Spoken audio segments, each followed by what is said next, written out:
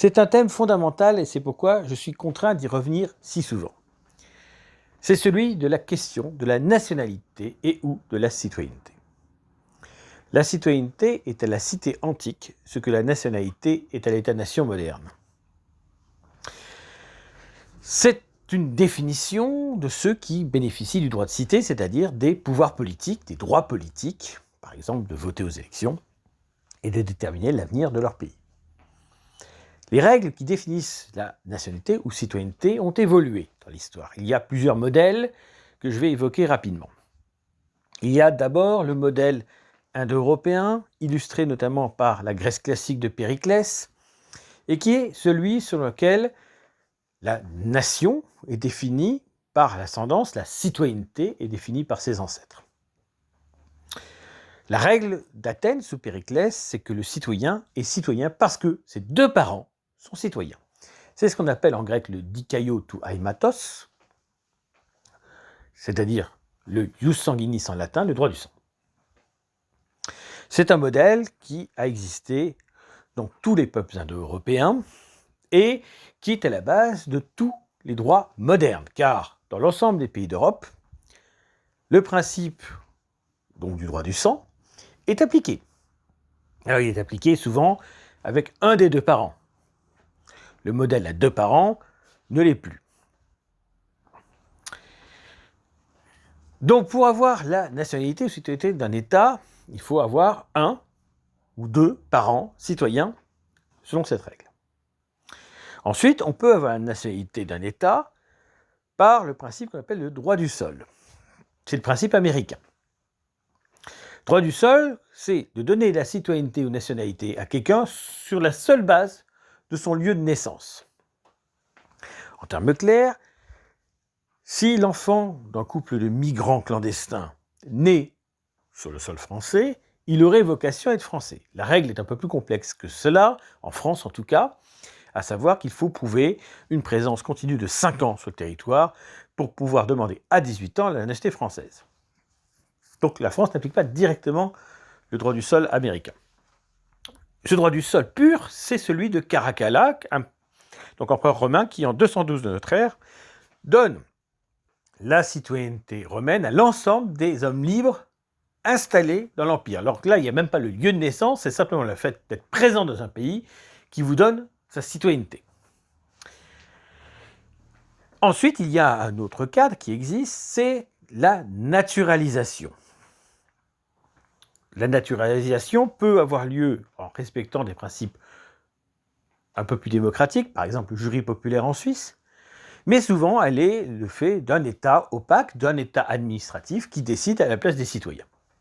Alors bien sûr cet État met quelques règles, qu'il respecte plus ou moins, mais donc c'est l'idée que ce n'est ni l'ascendance, ni le lieu de naissance, ou la présence physique qui compte, c'est simplement le fait du prince, c'est-à-dire de l'administration qui se substitue donc au roi, d'une certaine manière.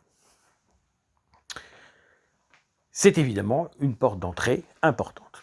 Alors, évidemment, les codes de nationalité en Europe mixent un peu tout. Donc, prenons le cas de la règle en France. Si vous avez un de vos deux parents qui est français, au moment où vous naissez, vous êtes français. Si vous naissez sur le sol français, d'un parent lui-même né sur le sol français, même s'il est étranger, vous pouvez bénéficier de la nationalité française directement. Si vous naissez en France de parents étrangers, vous pouvez, à condition de prouver que vous êtes resté 5 ans en France, c'est quand même difficile à prouver, demander la nationalité française. Ou vous pouvez directement la nationalité française, donc par naturalisation, ou parfois, l'État français lui-même vous naturalise sans que vous le demandiez. Dans le cas allemand, c'était également le droit du sang de base qui restait la seule règle normalement en application jusqu'en l'an 2000. À partir des réformes de Schröder en 2000, un étranger, a fortiori s'il est né sur le sol allemand, comme par exemple la deuxième ou la troisième génération de Turcs, peut devenir allemand. Helmut Stoiber voulait revenir dessus aux élections suivantes, mais il n'a pas gagné les élections. Et Merkel s'est bien gardé de le faire.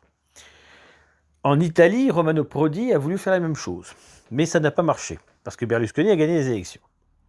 Donc en Italie, vous pouvez être de nationalité italienne par plusieurs moyens, par le droit du sang, donc par la réintégration, si vous êtes un Italo-américain par exemple, ou par la naturalisation de l'État. Concrètement, le fait que l'Italie n'applique pas le droit du sol aurait dû limiter la situation problématique, sauf que l'État italien donne la nationalité italienne de manière très complaisante. Dans le cas britannique, la loi sur la nationalité a été modifiée en 1948 pour permettre l'accès à la citoyenneté britannique des gens venant de l'ancien empire colonial. À l'époque, notamment dans les années 50, beaucoup d'Antillais, et ensuite des Pakistanais, des Indiens et autres.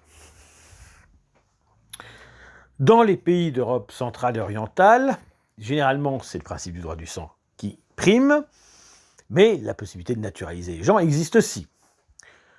Quant à la Russie, c'est la même chose. En Grèce, c'était là aussi le droit du sang par un des deux parents.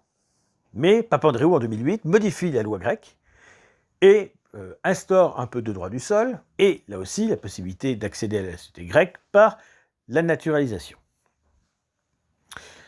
La nationalité grecque, toutefois, comme le faisait remarquer notre ami Alexandros, reste relativement restreinte. Mais le principe est là.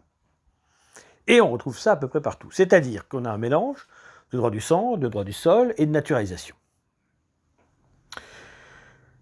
Et évidemment, ça encourage les flux migratoires, cela modifie le peuplement historique de la France et de l'Europe, et c'est très grave. Alors, à propos de peuplement européen, pour la énième fois, discussion avec un souverainiste relativement courtois cette fois-ci, qui s'obstine à vouloir absolument défendre le concept d'assimilation, qui veut dire devenir le semblable de ceux dont on diffère, ce qui n'a aucun sens, et évidemment l'idée, toujours la même, qu'il n'y aurait pas d'ethnicité européenne, il n'y aurait pas d'européanité. Quand je parle de caractère européen du peuplement français, il me parle de géographie, alors qu'évidemment il s'agit d'ethnicité. Il y a une ethnicité européenne. Le terme d'européen, évidemment, est un terme plus subtil qu'un terme désignant une couleur, mais ces souverainistes nient cette évidence. Quand je dis le caractère européen du peuple français, on me parle de géographie. Non. Les Français seraient installés ailleurs qu'en Europe, ils resteraient des Européens s'ils restaient de même nature. Alors, ce que je préconise, moi, c'est la règle athénienne, celle de Périclès. Et citoyen, celui né de deux parents citoyens. Et ça a beaucoup plus de sens à l'échelle européenne. Car, effectivement, je vais expliquer pourquoi. Si on regarde la politique migratoire de la France depuis la Révolution française, résumons-la assez simplement. À partir de 1848, la France donne sa nationalité aux populations d'outre-mer qui, auparavant, disposaient d'un statut servile. Avec l'émancipation, le choix est fait de leur donner la nationalité française sans forcément tous les droits inhérents. Il faudra attendre 1946 et la départementalisation de l'ensemble de ces territoires pour que cela change et permette par exemple aux gens de ces îles de venir en métropole, ce qui n'était pas possible auparavant. En 1946, là encore, c'est aussi la départementalisation de l'Algérie avec l'accès à la nationalité française à 9 millions d'Algériens, musulmans et arabo-berbères. Déjà en 1889, la France avait instauré le droit du sol, qui a été ensuite limité par les lois Pasqua des années 90. Pourquoi ? Parce qu'il y avait à l'époque une immigration essentiellement européenne et que la France voulait mobiliser ces gens pour qu'ils se battent pour le pays contre l'Allemagne. Donc il fallait donner la nationalité française pour augmenter le nombre de Français et donc la capacité de la France de réagir face à une attaque de l'Allemagne. Alors évidemment, il faut bien expliquer les choses. Il y a l'accès à la nationalité française de gens de souche européenne qui viennent de nos pays voisins. Et puis il y a l'accès à la nationalité française, donc de gens venant de tout à fait ailleurs. Et faut-il confondre les deux flux ? Je ne le crois pas. Mon interlocuteur souverainiste, par exemple, m'explique avoir ses ancêtres venant d'Italie. Bon. Moi, je lui ai répondu que ses ancêtres étaient nos compatriotes, aussi bien que lui, peu importe la nationalité administrative actuelle. Mais cette idée qu'il y aurait des Français plus français que les autres, ou qu'il y aurait des Français plus français que les Français d'ascendance, ça c'est une idée très dérangeante. Comme si il fallait tout confondre. Moi, je considère évidemment que les millions d'Européens qui sont venus s'installer en France, d'origine espagnole, italienne, belge, polonaise et autres, sont mes compatriotes. Mais d'abord, ce sont mes compatriotes en européanité. C'est-à-dire qu'ils sont mes compatriotes, qu'ils aient ou non la nationalité française. Et pour moi, le fait qu'ils l'aient, c'est une commodité administrative, mais dans un système sain, tous les Européens garderaient leur nationalité d'héritage. En termes clairs, il y a aujourd'hui en France des millions de gens qui seraient nos compatriotes, et qui le seraient de toute façon dans tous les cas, mais qui n'auraient pas nécessairement la nationalité française. On peut imaginer un autre schéma où en France, il y aurait plusieurs millions de personnes qui auraient la nationalité polonaise, la nationalité italienne, la nationalité espagnole, la nationalité portugaise, qui auraient les mêmes droits que nous, et ça ne poserait aucun problème. Et c'est pour ça qu'en fait, le plus simple, c'est d'instaurer une nationalité européenne. Comme ça, tous les Européens en Europe ont la même nationalité, où qu'ils soient sur le continent, et c'est très bien ainsi. Et ça ferait une vraie distinction avec l'autre flux migratoire. Terme clair, faut-il confondre tous les flux migratoires européens et non européens dans une même rubrique, et considérer que la nationalité française peut être accessible à tous, ou faut-il bien distinguer les flux intra-européens, qu'il faut éventuellement limiter, mais qui ne sont pas problématiques, des flux extracontinentaux. Donc la nationalité européenne a ce mérite-là, c'est de bien distinguer les deux. Il y a ceux qui auront la nationalité européenne et ceux qui ne l'auront pas. Et les millions d'Européens venus en France seront toujours nos compatriotes, y compris sur un plan juridique, mais à l'échelle européenne. Voilà ce qu'il s'agissait de défendre et d'expliquer. Je ne suis pas favorable à la naturalisation de gens ou à leur prétendue assimilation. Je suis pour que les gens soient fiers de qui ils sont. Je suis pour l'assumption identitaire, c'est le fait d'assumer son identité. Et on assume son identité d'autant mieux qu'on le fait dans un environnement ethnoculturel approprié, celui où cette expression identitaire a tout son sens et pas ailleurs. On ne pratique pas l'assumption identitaire chez les voisins, chez les autres. Sauf à considérer que cette assumption identitaire est compatible, c'est-à-dire que c'est dans le cadre de la même civilisation et dans le cadre de populations fortement apparentées comme le sont les Européens.